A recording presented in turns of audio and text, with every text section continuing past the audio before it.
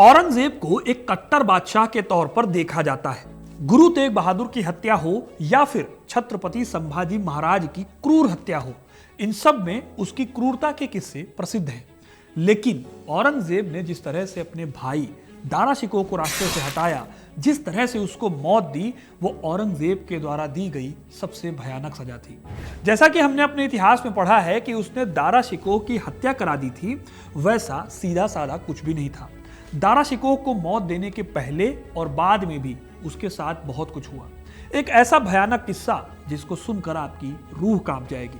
आज मैं आपको यही कहानी सुनाने वाला हूं। आखिर दारा शिकोह की हत्या कैसे हुई, क्यों औरंगजेब अपने होने वाले बादशाह के खून का प्यासा हो गया, ये सब जानेंगे वीडियो में, तो एंड तक बने रहिएगा, क्योंकि अपना इतिहास नहीं जानोगे तो खुद को कैसे पहचानोगे। औरंगजेब और दारा शिकोह की दुश्मनी बचपन से ही थी। औरंगजेब दारा को बिल्कुल भी पसंद नहीं करता था। वो नहीं चाहता था कि दारा बादशाह बने। लेकिन इस कड़ी में उसने जो क्रूरता बरती, अपने भाई के साथ जो सलूक किया, वो मुगल इतिहास में पहले किसी शहजादे के साथ नहीं हुआ था। दारा शिकोह की जिस तरह से हत्या की गई, उससे औरंगजेब का जो खौफ पैदा हुआ, वो उसकी पूरी जिंदगी बना रहा। दिल्ली की जिस जनता के बीच दारा शिकोह बेहद प्रसिद्ध था, उस जनता के सामने उसका सिर कलम करके उसके धड़ को दिल्ली में घुमाया गया। लेकिन यह तो बहुत कम था दोस्तों। दारा शिकोह को सजा देकर औरंगजेब ने अपने पिता शाहजहां तक को अपनी क्रूरता का नमूना पेश किया था। मुगल सल्तनत में एक फारसी कहावत बहुत प्रसिद्ध थी, तख्त या ताबूत, माने कि अगर आप बादशाह नहीं बनेंगे तो आपको कब्र मिलेगी। यह कहावत कोई आसमान से नहीं उतरी थी, बल्कि मुगल बादशाहों में यह बात लागू भी होती थी। अकबर को छोड़ दें तो शाहजहां ने न सिर्फ अपने दो भाइयों खुसरो और शहरयार की मौत का आदेश दिया था, बल्कि 1628 में जब गद्दी संभाली तो अपने दो भतीजों और चचेरे भाइयों को भी उसने मरवा दिया था। शाहजहां से भी पहले उनके पिता जहांगीर भी अपने ही छोटे भाई दानियाल की मौत के जिम्मेदार माने जाते हैं। औरंगजेब भी इसी रास्ते पर था। लेकिन दारा शिकोह और औरंगजेब की दुश्मनी की नींव बचपन से ही पड़ गई थी। दारा के पिता बादशाह शाहजहां के काल में मुगल बादशाहत उत्तर में कश्मीर से लेकर दक्कन में कावेरी तक फैली थी। करीब 10 करोड़ की आबादी के मालिक थे मुगल। शाहजहां ने दक्कन में कई युद्ध लड़े थे और फिर ताजमहल से लेकर चांदनी चौक और लाल किले तक का निर्माण कराया था। वो वास्तुकला के संरक्षक के तौर पर अमर भी हो गए थे। लेकिन इन सब व्यस्तताओं में वो अपने बेटों के बीच बढ़ती दुश्मनी को नहीं देखते। शाहजहां के 4 बेटे थे। सबसे बड़ा दारा शिकोह, उसके बाद शाह शुजा, फिर औरंगजेब और आखिरी संतान मुराद। वैसे तो राजसी ठाट बाट के साथ ही सभी का ख्याल रखा गया, लेकिन कई इतिहासकार मानते हैं कि बचपन से ही दारा शिकोह और औरंगजेब के बीच मनमुटाव हो गया था। वजह थी दोनों के बीच सोच का अंतर। औरंगजेब को अपने भाई दारा शिकोह की आदतें बिल्कुल भी पसंद नहीं थी। उसे दारा के मुसलमान होने पर शक होता था। इसकी वजह भी थी। इतिहासकार अवीक चंदा के हिसाब से दारा शिकोह का एक बहुत बहुआयामी और जटिल व्यक्तित्व था। वो बहुत गर्मजोश शख्स थे, विचारक थे, प्रतिभाशाली कवि, अध्येता, उच्च कोटि के धर्मशास्त्री, सूफी और ललित कलाओं का ज्ञान रखने वाले शहजादे थे। वो कला प्रेमी थे। वहीं दूसरी तरफ औरंगजेब को दारा की ये बातें पसंद नहीं थी। उसे इस्लाम के खिलाफ होने वाले कामों से शिकायत होती थी। इन सब के बावजूद औरंगजेब बचपन से ही खूंखार लड़ाका थे।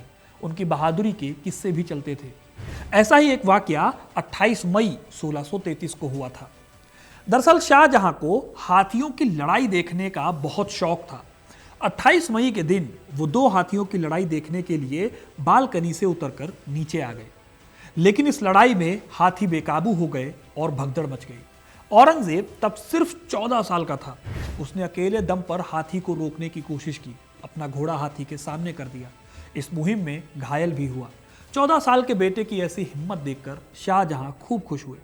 अवीक चंदा लिखते हैं कि इस पूरे प्रकरण के दौरान दारा 1 इंच भी नहीं हिले। ये वो पहली घटना थी जिसने इशारा कर दिया था कि हिंदुस्तान की गद्दी आगे चलकर कौन संभालेगा। खैर, शाहजहां औरंगजेब की इस बहादुरी पर खुश जरूर हुए थे, लेकिन उन्हें तो हमेशा से दारा पसंद थे। औरंगजेब की बहादुरी पर शाहजहां को बहुत नाज नहीं था। उन्हें दारा में अगला बादशाह दिखता था, जो कि पढ़ाई लिखाई, साहित्य और सूफी किताबों में अपना मन लगा रहे थे। उन्होंने उपनिषदों को पढ़ा था, उनका ट्रांसलेशन भी कराया था।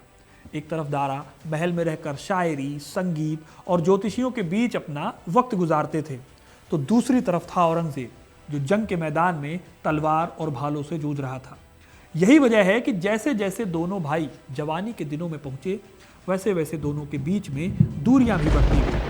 फिर साल 1642 में यह दूरी और भी बढ़ गई, जब शाहजहां ने अपने दरबार में दारा शिकोह को अगला उत्तराधिकारी घोषित कर दिया। औरंगजेब को तो हमेशा सही लगता था कि वो दारा से ज्यादा काबिल है। दरअसल दारा शिकोह को जंग लड़ने का तजुर्बा नहीं था। अविक चंदा लिखते हैं कि प्रशासन और सैन्य मामलों में उनकी कोई रुचि नहीं थी। वो स्वभाव से वहमी थे और लोगों को पहचानने की उनकी जो समझ है वो बहुत ज़्यादा छोटी थी, संकुचित थी। वहीं औरंगजेब ने लंबा वक्त दक्कन में खपा दिया था। 16 साल की उम्र में ही शाहजहां ने औरंगजेब को लड़ाइयों में भेजना शुरू कर दिया था, जबकि वो दारा को अपनी आंखों से दूर भी नहीं होने देते थे। हालांकि औरंगजेब फिर भी चुप रहा, क्योंकि गद्दी हमेशा बड़े बेटे को मिलती थी, इसलिए दारा शिकोह को ही आगे चलकर बादशाह बनना था। लेकिन इसके बाद एक ऐसी घटना हुई जिसने औरंगजेब को अपमान से भर दिया।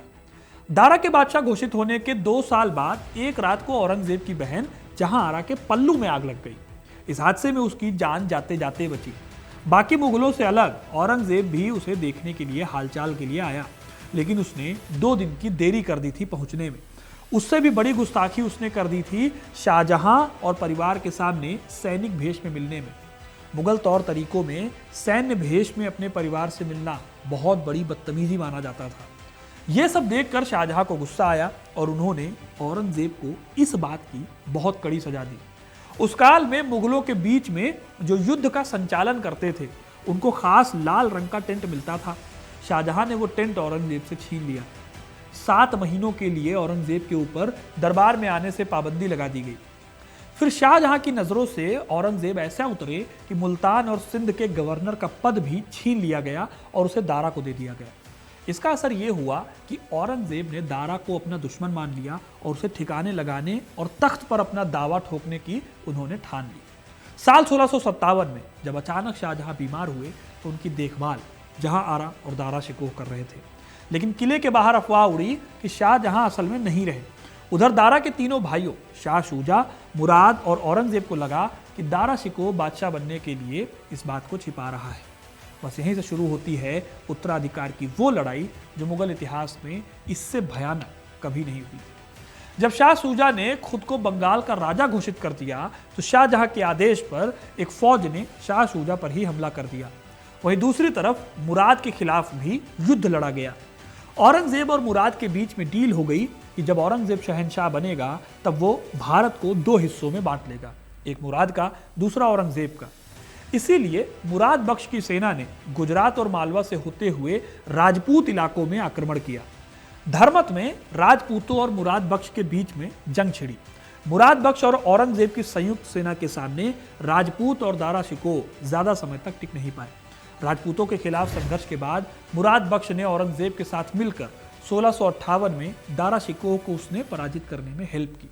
साल 1658 में औरंगजेब और दारा शिकोह के बीच हुआ एक युद्ध। इस लड़ाई को सामूगढ़ की लड़ाई कहते हैं। ये जगह पड़ती है आगरा में। उधर औरंगजेब ने एक एक करके अपने सभी कॉम्पिटिटर्स को रास्ते से हटाना शुरू कर दिया था। शाहजहां जो आगरा के किले में बीमार पड़े थे, उनको भी औरंगजेब ने नहीं छोड़ा।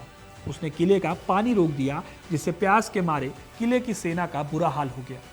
आखिरकार किलेदारों ने सरेंडर किया और शाहजहां को कैद कर लिया गया। ऐसे ही अपने भाई शाह शुजा को भी उसने मौका मिलते ही कैद करा लिया। मुराद को भी बाद में ग्वालियर के किले में बंद करा दिया गया। अब औरंगजेब के सामने एक ही बड़ा कांटा था, दारा शिकोह। दारा शिकोह और औरंगजेब के बीच में 1658 में होती है सामूगढ़ की लड़ाई। इस लड़ाई में औरंगजेब एक बड़े हाथी पर सवार थे। उनके पीछे तीर कमानों से लैस 15,000 सवार चल रहे थे। दाहिनी तरफ उनके बेटे सुल्तान मोहम्मद और सौतेले भाई मीर बाबा थे। दारा इस लड़ाई में जीत रहे थे, लेकिन अपनी लीडरशिप दिखाते हुए औरंगजेब ने हुंकार भरी और चिल्लाकर कहा, या खुदा, मेरा तुझ में अकीदा है, मैं हारने से बेहतर मर जाना पसंद करूंगा। इससे सेना में जोश आ गया। औरंगजेब ने अपने हाथी को बंधवा दिया था ताकि हाथी ना आगे जा पाए न पीछे। औरंगजेब को ऐसा करते देखकर दारा के सेनापति खलीउल्लाह खान को लगा कि दारा जीत रहे हैं।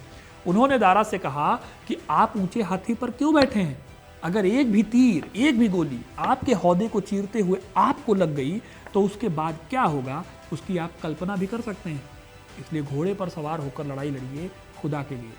दारा ने उनकी सलाह मान ली। जब दारा के सैनिकों ने देखा कि दारा के हाथी का हौदा ही खाली है तो उन्हें लगा कि या तो दारा पकड़ लिए गए हैं या फिर लड़ाई में उनकी मौत हो गई है। इस वजह से सेना में खलबली मच गई। थोड़ी ही देर में औरंगजेब के सैनिकों ने दारा के सैनिकों को एक तरह से रौंद कर रख दिया। इस तरह जंग का अनुभव ना होने का खामियाजा दारा शिकोह को भुगतना पड़ा। उनकी हार हुई और जंग का मैदान छोड़कर उन्हें भागना पड़ा।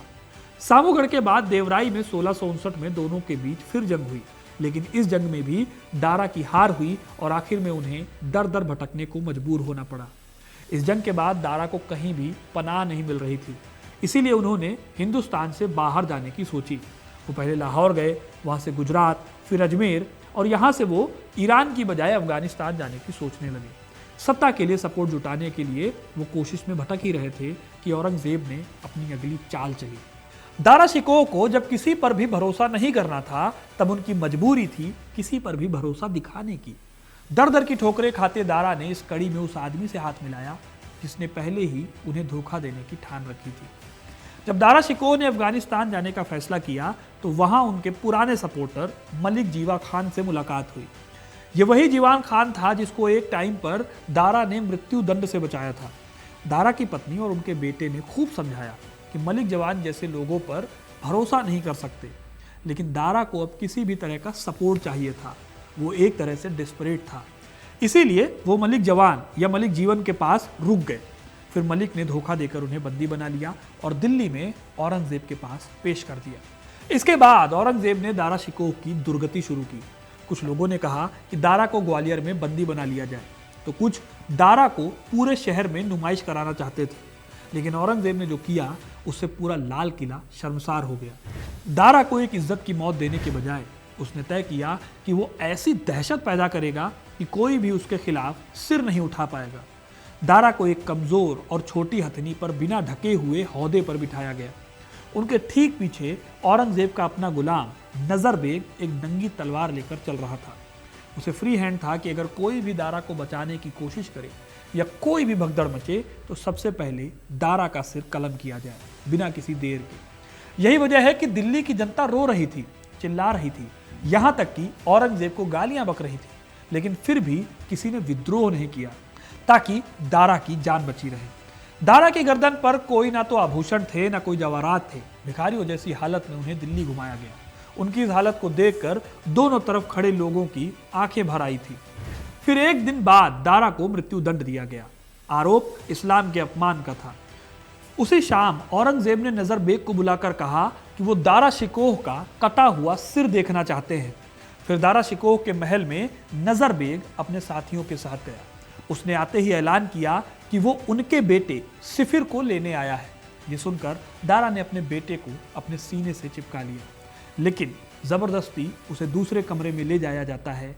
फिर हत्यारे उनके दोनों हाथों को पकड़ लेते हैं और उन्हें जबरदस्ती घुटनों के बल बैठाकर उनका सिर जमीन से लगा दिया जाता है और नजर बेग अपनी तलवार से दारा का सिर धड़ से अलग कर देता है। यही अंजाम उनके बेटे का होता है। उनके उस सिर को औरंगजेब के सामने लाया जाता है। फिर 31 अगस्त 1659 को औरंगजेब इस कटे हुए सिर और धड़ को हाथी पर रखकर फिर से दिल्ली के उन्हीं रास्तों पर घुमाया जाता है जहां उनकी पहली बार परेड कराई गई थी। लोग हैरान थे ये क्रूरता देखकर। इतने से भी औरंगजेब का जी नहीं भरा। उसने एक तश्तरी पर दारा का सिर रखवाया और उसे शाहजहां के सामने पेश कर दिया। शाहजहां को यह देखकर बहुत गहरा धक्का लगा। उन्होंने नहीं सोचा था कि उनके बेटे का ये हाल होगा जिसे कभी हिंदुस्तान के तख्त पर सवार होना था। दोस्तों, दारा का बाकी का धड़ तो हुमायूं के मकबरे में दफनाया गया, लेकिन औरंगजेब के हुक्म पर दारा के सिर को ताजमहल के प्रांगण में गाड़ दिया गया। उनका मानना था कि जब भी शाहजहां की नज़र अपनी बेगम के मकबरे पर जाएगी, उन्हें ख्याल आएगा कि उनके सबसे बड़े बेटे का सिर भी वहीं पर कहीं सड़ रहा है। इस तरह दोस्तों, इतिहास के क्रूरतम अध्याय का अंत हो जाता है और औरंगजेब बन जाता है हिंदुस्तान में मुगल सल्तनत का छठा बादशाह। आपको ये कहानी कैसे लगी कमेंट करके जरूर बताइएगा। वीडियो को लाइक और शेयर करना ना भूलें और ऐसी इंटरेस्टिंग कहानियों के लिए, इतिहास से जुड़े रहने के लिए हिस्ट्री कनेक्ट को सब्सक्राइब जरूर करें। धन्यवाद।